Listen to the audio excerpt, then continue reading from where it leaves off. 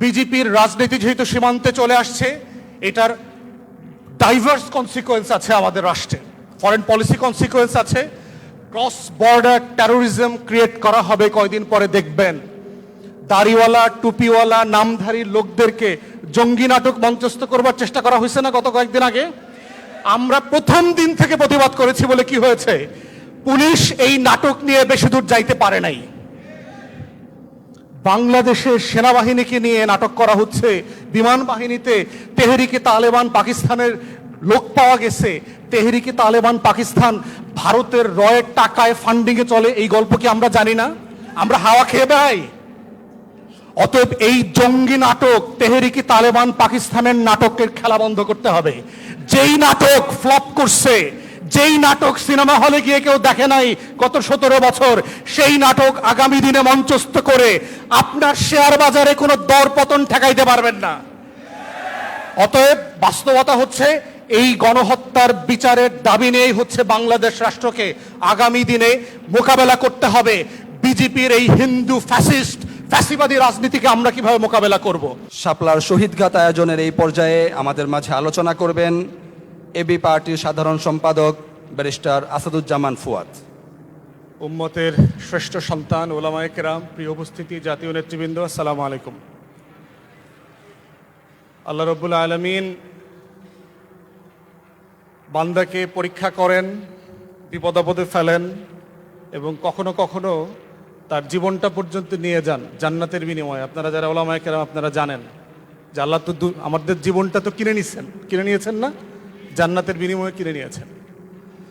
এই জন্য 13 সালের 5ই মের এই স্বাধীন বাংলাদেশের ইতিহাসের জঘন্যতম গণহত্যা যারা ঘটিয়েছেন, তারা 24 সালের 5ই আগস্টের সাথে তারিখ কিন্তু ঠিক আছে, মিল আছে, মিলায়া দেখতেছেন না এখন যে কাদেরকে নাই করে দিতে চেয়েছিলাম আর কারা আসলে নাই হয়ে গেছে। সূরা লাহাবে আল্লাহ তাআলা বলছেন না, আবুল আহাবের চরিত্র সম্পর্কে বলছেন না যে ইসলামকে, মুহাম্মদ সাল্লাল্লাহু আলাইহি ওয়াসাল্লামকে খড়কুটার মতো বিবেচনা করতেছে, কিন্তু আল্লাহ তাআলা বলছেন যে ইতিহাস সাক্ষ্য দেবে আসলে যে কারা ইতিহাসের জায়গাতে পস্টারিতে গিয়ে কারা আসলে খড়কুটা হয়ে গেছে। এই জন্য আজকে এইখানে দাঁড়ায় আমাদের প্রথমত হচ্ছে যারা এই আন্দোলনে শহীদ হয়েছেন তাদের সবার রুহের মাগফিরাত কামনা করা আমরা করছি, প্রথম তো কাজ। দ্বিতীয় কাজ হচ্ছে এখানে দায়ের রেসপন্সিবিলিটি কোথায়? কাউকে না কাউকে তো এই গণহত্যার দায় নিতে হবে এজ এ স্টেট। আজকে এখানে আমাদের প্রিয় স্বপন ভাই, রতন ভাই আছেন, ওনারা বিএনপি আকারে না, স্টেট আকারে যেহেতু ওনারা সরকারে রাষ্ট্রকে রিপ্রেজেন্ট করেন, তাই আমাদের দাবি দাওয়াগুলো ওনাদের কাছেই বলতে হবে এবং ওনাদেরকে এই দায়ও নিতে হবে, রাষ্ট্র আকারে ওনাদেরকে দায় নিতে হবে। আমরা বারবার গত কয়েক বছর থেকে টানা বলেছি যে এইটার তদন্তের জন্য একটা কংগ্রেশনাল হিয়ারিংয়ের মডেলে একটা গণশুনানি করা দরকার এবং সেটা দুইভাবে হতে পারে।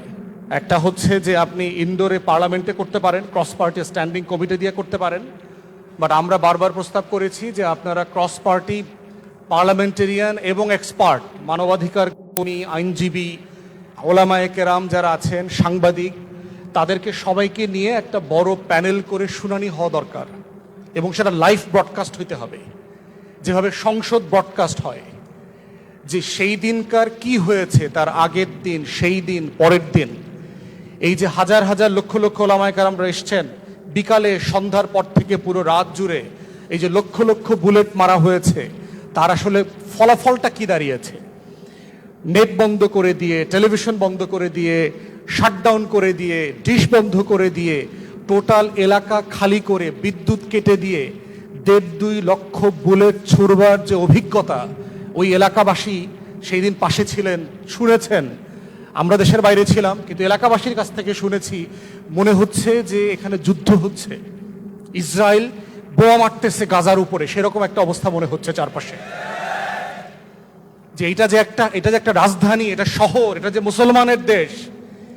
আমার বাংলাদেশের যে কারো 13 দফার বিষয়ে দ্বিমত থাকতে পারে, 13 দফা কারো একমত হওয়া জরুরি না, কিন্তু রাষ্ট্রের কাছে 13 দফা নিয়ে এসে এইটা বাস্তবায়নের দাবি করা হচ্ছে গণতান্ত্রিক অধিকার, যে কেউ করতে পারতে হবে। রাষ্ট্র বলতে পারতে হবে যে আমি কোনটা করতে পারছি, কোনটা করতে পারছি না। এটার নাম হচ্ছে রাষ্ট্রের সাথে নাগরিকদের যে সামাজিক চুক্তি, এই ডায়ালগ এবং কনভারসেশনের জায়গা। সেইটা না করে রাষ্ট্র যেটা করেছে, রাষ্ট্র গণহত্যার পথ বেছে নিয়েছে। এবং এই গণহত্যার পথ কেন বেছে নিয়েছে, 4টা মোটা দাগের বড় গণহত্যা কেন আওয়ামী লীগকে করতে হয়েছে, সেইটার রেজাল্ট আমরা দেখেছি গত কয়েকদিন আগে। গেরুয়া বাহিনী বিজেপি যখন পশ্চিম বাংলা দখল করেছে, এখানে তো ভোট হয় নাই, দখল করেছে, ইলেকশন ইঞ্জিনিয়ারিং করে দখল করেছে। ততএব আজকে এই জায়গাতে এসে আমরা সরকারকে আহ্বান জানাচ্ছি, আপনারা পার্লামেন্টে এবং পার্লামেন্টের বাইরে একটা পাবলিক কমিশন করেন হিয়ারিংয়ের জন্য, গণশুনানির জন্য। সেইখানে প্রত্যেক মাদ্রাসা থেকে যারা এতিম ছেলে মেয়েদেরকে নিয়ে, বাচ্চাদেরকে নিয়ে ঢাকাতে এসেছিলেন, তারা তাদের গল্পগুলো এসে বলতে পারবে। তাদেরকে কাঁদতে দেন, জনগণের কাছে, মানুষের কাছে কাঁদতে দেন যে সেদিন তারা আসলে কি দেখেছে, তারা কত রক্ত দেখেছে, সেদিন কত হাজার স্যান্ডেল দেখেছে। ডাস্টবিন ক্লিন করে সিটি কর্পোরেশন একজনের কর্মকর্তা আমাকে বলেছে, আমার জীবনে আমি এত রক্ত যেমন দেখি নাই, এত স্যান্ডেলও দেখি নাই। কি পরিমাণ জিনিস সেখান থেকে ক্লিয়ার করতে হয়েছে গত কয়েক ঘন্টার ভিতরে। আমাদের সিটি কর্পোরেশনগুলো যদি প্রত্যেক দিন এত প্রফেশনাল হইতো ময়লা আবর্জনা পরিষ্কার করতে, তাহলে Dhaka should have been the finest cleanest city in the world. সেই আবর্জনা পরিষ্কার করবার দায় রাষ্ট্র, এই সিটি কর্পোরেশন নেয় না, কিন্তু শহীদদের রক্ত পরিষ্কার করবার দায় অল্প কয়েকটা ঘন্টার মধ্যে তারা নিয়েছে। এবং যারা করেছেন সিটি কর্পোরেশনের সেই কর্মকর্তারা সোনার বাংলায় এখনো আছেন। গণতদন্ত কমিশন করেন, কারা কারা সেদিন দায়িত্ব পালন করেছেন। 7,500 আইন শৃঙ্খলা বাহিনীর সদস্য, পুলিশ, র্যাব, আর্ম ফোর্সেস এজেন্সির লোকজন কাজ করেছে এবং প্রত্যেকটা ফোর্সের মেম্বারদের লগবুক আছে, কারা সেদিন ডিউটি করেছেন। আপনি সেগুলো কল করেন, কমান্ডিং অফিসারদেরকে ডাকেন, কারা কারা দেশে আছে, কারা কারা এখনো পালায় নাই। আমার নিঃসন্দেহে দেখবেন বর্তমান সরকারের ও কাপড়ের নিচে অনেক পলাতক গণহত্যার আসামিদেরকে খুঁজে পাওয়া যাবে। অতএব বিচার করতেই হবে জাতির, ফর ন্যাশনাল পস্টারিটি। ইনসাফ এমন একটা লড়াই, যদি আমরা বারবার এইটাকে ডিসপেন্স করতে ব্যর্থ হই, তাহলে যেটা করবে প্রত্যেকটা জুলুম আর একটা জুলুমের জন্ম দিয়ে যাবে, আর একটা লড়াইকে আপনাদেরকে মোকাবেলা করতে হবে। পিলখানা গণহত্যা হয়েছে, বাংলাদেশ রাষ্ট্র, সিভিল সোসাইটি, সাংবাদিক, বুদ্ধিজীবী, বস্তির বুদ্ধিজীবীগুলা কেউ সেদিন কথা বলে নাই, মুখ খোলে নাই বলেই 17 বছর ধরে বিরোধী দলের নেতা কর্মীদের উপরে দিনের পর দিন, মাসের পর মাস গণহত্যা হয়েছে। বাংলাদেশের সিভিল সোসাইটি প্রতিবাদ করে নাই, বাংলাদেশের গণমাধ্যম তার জাতীয় দায়িত্ব পালন করে নাই, তারা দালালি করেছে। সিম্পলি সরকার, আওয়ামী সরকার এবং ভারতের দালালি করেছে, সত্যের দালালি করে নাই, রাষ্ট্রের পক্ষে দাঁড়ায় নাই, শহীদের পক্ষে, জনগণের পক্ষে দাঁড়ায় নাই। এবং সেই গণহত্যা বিচার করতে পারি নাই বলেই আমরা দেখেছি কিভাবে গুম করে হাজার হাজার বাংলাদেশের নাগরিকদেরকে নাই করে দেওয়া হয়েছে। গত 17টা বছর শুধু গুম করা হয় নাই, হত্যা করা হয় নাই, লাশটা পর্যন্ত মেমোরি, স্মৃতি আকারে শেষ করে দেওয়া হয়েছে। হাজার হাজার পরিবার জানে না কোন দিন মৃত্যু দিবস, দোয়াটা কোন দিন পড়বে, এই মেমোরি পর্যন্ত, এই স্মৃতি পর্যন্ত নাই বাংলাদেশে। বিচার হয় নাই বলেই 24-এ আরো 1400 শহীদকে জীবন দিতে হয়েছে। অতএব এই বাস্তবতায় বিজেপির রাজনীতি যেহেতু সীমান্তে চলে আসছে, এটার ডাইভার্স কনসিকুয়েন্স আছে আমাদের রাষ্ট্রে, ফরেন পলিসি কনসিকুয়েন্স আছে, ক্রস বর্ডার টেরোরিজম ক্রিয়েট করা হবে। কয়দিন পরে দেখবেন দাড়িওয়ালা, টুপিওয়ালা, নামধারী লোকদেরকে জঙ্গি নাটক মঞ্চস্থ করবার চেষ্টা করা হয়েছে না গত কয়েকদিন আগে? আমরা প্রথম দিন থেকে প্রতিবাদ করেছি বলে কি হয়েছে? পুলিশ এই নাটক নিয়ে বেশি দূর যাইতে পারে নাই। বাংলাদেশের সেনাবাহিনীকে নিয়ে নাটক করা হচ্ছে, বিমান বাহিনীতে তেহরিকে তালেবান পাকিস্তানের লোক পাওয়া গেছে। তেহরিকে তালেবান পাকিস্তান ভারতের রয়ের টাকায় ফান্ডিংয়ে চলে, এই গল্প কি আমরা জানি না? আমরা হাওয়া খেয়ে বেড়াই। অতএব এই জঙ্গি নাটক, তেহরিকে তালেবান পাকিস্তানের নাটকের খেলা বন্ধ করতে হবে।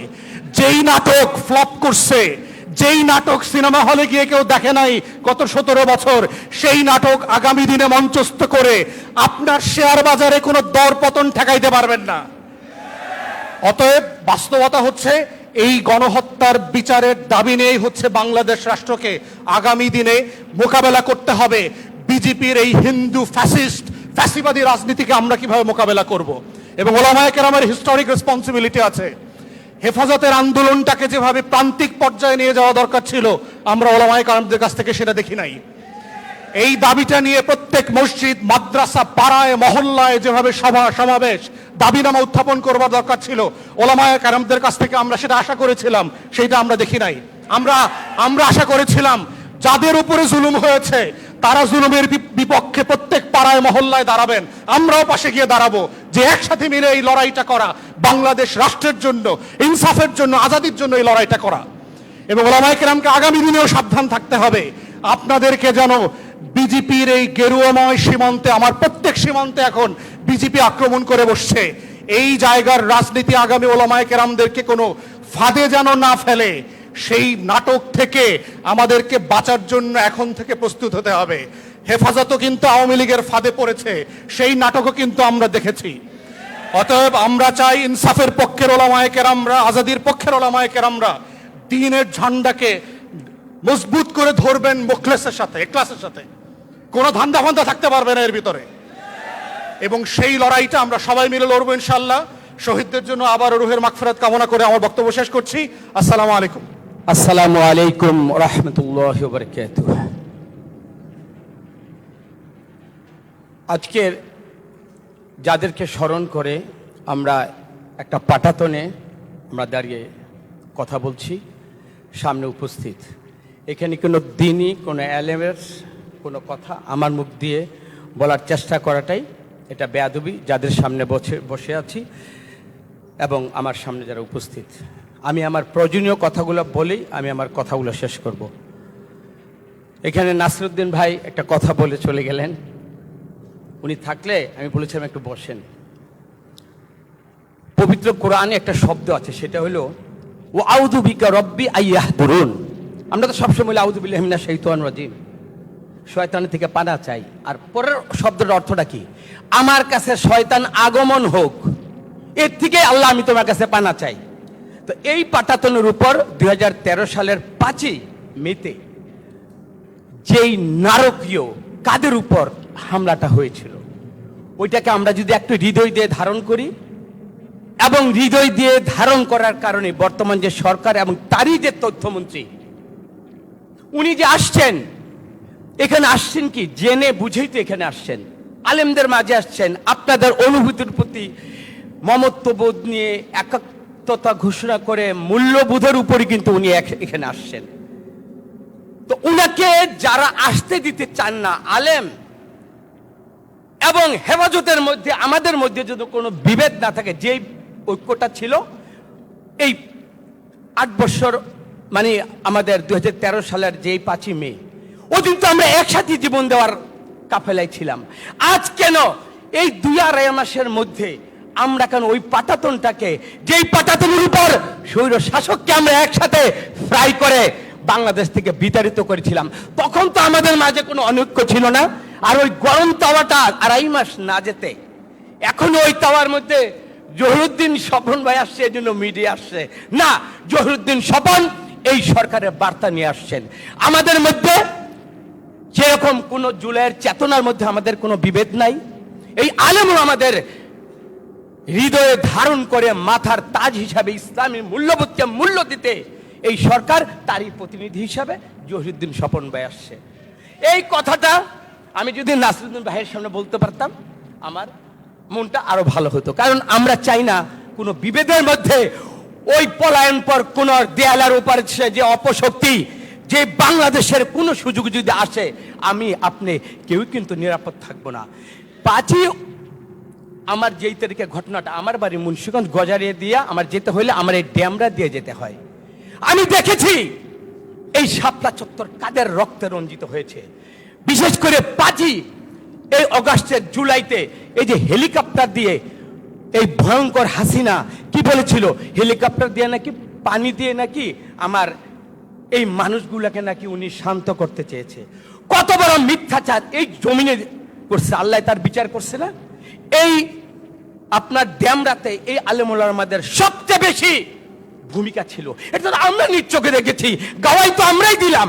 এদেশের মানুষ তো আমরা, এদেশের মানুষ খালেদা জিয়ার জন্য এই লক্ষ লক্ষ মানুষগুলোকে আপনার যারা যা জান নাই।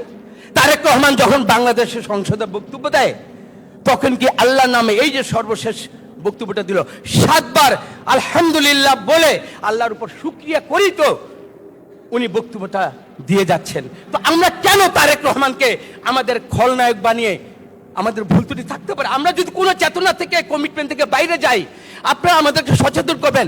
ব্যক্তিগতভাবে যখন এই মঞ্চে দাঁড়িয়েছি, আপনাদের এই যে আলেম, আমার ব্যক্তিগতভাবে কোনো আলেমের যদি দরকার হয়, আমি মামুনুল হক সাহেবকে, এই আমার যার সাথে আমি একসাথে ইলেকশন নুরানি ভাইকে, কেন আমরা ইজ্জত দেই না? তো আমাদের মধ্যে এরকম একটা ঐক্য থাকা লাগবে। আমি আমার বক্তব্যের শুধু আপনি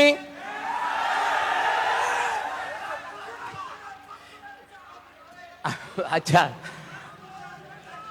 আপনারা যাব শুনেন, আমরা আবেগ দিয়ে তাড়িত নয়, আমরা বিবেক দিয়ে সাজিত, আমরা বিবেক দ্বারা শাসিত। আমি এইখানে, আমরা যারা আসছি, এই আলোচনাটা আমাকে শেষ করতে দেন, তারপরে আপনার কথা বলবেন। আমরা এখানে যারা আসছি, তারা একটা শব্দ কোরআনের মধ্য দিয়ে কিন্তু আমরা থাকতে চাই। এখানে কোরআনের আলোচনা যাদের মধ্যে এসেছি, তাদের কাছে শিখতে এসেছি। ইন্না নাহনু নাযালনা যিকরা ওয়া ইন্না লাহু লাহাফিজুন। আপনারা হলেন আল্লাহর সেই কোরআনের ধারক বাহক, যারা রোজ কিয়ামত পর্যন্ত এই কোরআনকে ধারণ করবেন না। আল্লাহ তো নিজেই এই কোরআনকে সংরক্ষণ করবেন রোজ কিয়ামত। আপনারা তো এই শিক্ষার মানুষগুলো তো আমাদের সামনে আসছেন। এইটা যদি ঠিক হয়, তাহলে এখনই কেন আমার সামনে জুলাই সনদকে বাস্তবায়নের জন্য, এবিকে জুলাই সনদ বাস্তবায়ন না হওয়ার জন্য কি আমি আপনাদের বাইরে নাকি? বলেন তো একটু। এতটুকু বিশ্বাস রাখেন, তারেক রহমান বলেছে দক্ষিণ প্লাজায় জুলাই সনদ নিয়ে যা আমরা বলেছি সেটা করব। বাকিগুলো সংসদে, এখানে কমিটি হয়েছে, সংসদ কমিটির মাধ্যমে আমরা আবারও বলছি, ইনশাল্লাহ একটু সবর করেন না, আমরা সবরের মধ্যে দিয়ে থাকতে চাই। এবং আপনাদের মধ্যে আমি বলতে চাই, আল্লাহুম্মা জাআলনি মিন সাবুরা ওয়াজআলনি শাকুরা ওয়াজআলনি ফি আইনি সাগীরা ওয়া ফি আইউনিন নাসি কাবীরা।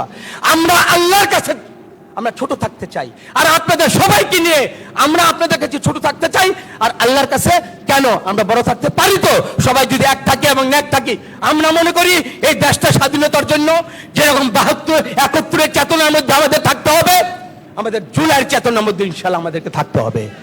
আমরা সবাই এক এবং অভিন্ন, এটুকুর মধ্যে আমাদের বিশ্বাস রাখুন। এই দেশটাকে বিভেদ করলে, যাদের বিরুদ্ধে আমরা সংগ্রাম করে পরাজিত হয়েছে, যে শক্তি, এই শক্তিকে জয়লাভ করলে আমি আপনি আবার নিশ্চয়।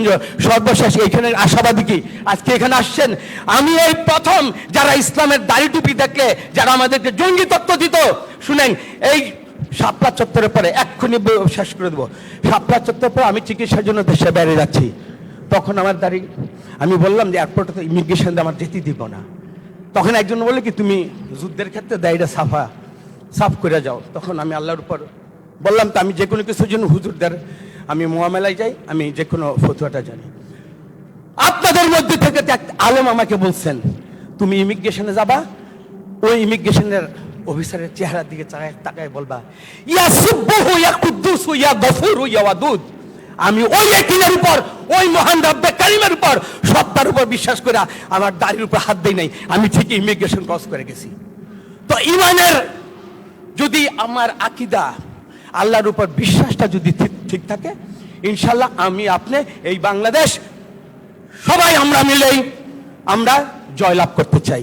আমাদেরকে বিশ্বাস করুন, আস্থা রাখুন, এই দেশের আপনারাও নাগরিক, আমরা ইনশাল্লাহ নাগরিক। আমি আপনাদের কাছে আবারও বিনীতভাবে বলতে চাই, আজকের অনুষ্ঠানের মাধ্যমে তথ্যমন্ত্রী এসেছেন না, আমার মা বোনকে যেভাবে এগিয়ে এনে পুরস্কার বিতরণের মধ্যে নারীদেরকে আমরা ঘরে রেখে, কেন ওনারা আব্রু এসেছে, আল্লাহ তাআলাকে এটাকে মানা করছেন, রাসূল সাল্লাল্লাহু আলাইহি সাল্লামের মধ্যে এটা মানা আছে। তো সুতরাং আজকে আমি মামুনুল হক সাহেবকে আমি বিনীতভাবে ওনার প্রতি আন্তরিক কৃতজ্ঞতা, ইসলামের নামে, জঙ্গিত্বের নামে যারা আমাদের সমাজ বিনির্মাণে এই নারী মা বোনদেরকে দূরে রাখতে চায়, আমরা ইসলাম আমরা রাসূল সাল্লাল্লাহু আলাইহি ওয়াসাল্লামের তরিকা সমস্ত কিছুকে আমরা বুকে ধারণ করে লালন করে আগামী দিনে ইনশাআল্লাহ আমরা সবাই এক থাকবো। ও আখিরি দাওয়ানা আনিল হামদুলিল্লাহি রাব্বিল আলামিন। আসসালামু আলাইকুম ওয়া রাহমাতুল্লাহি ওয়া বারাকাতুহু।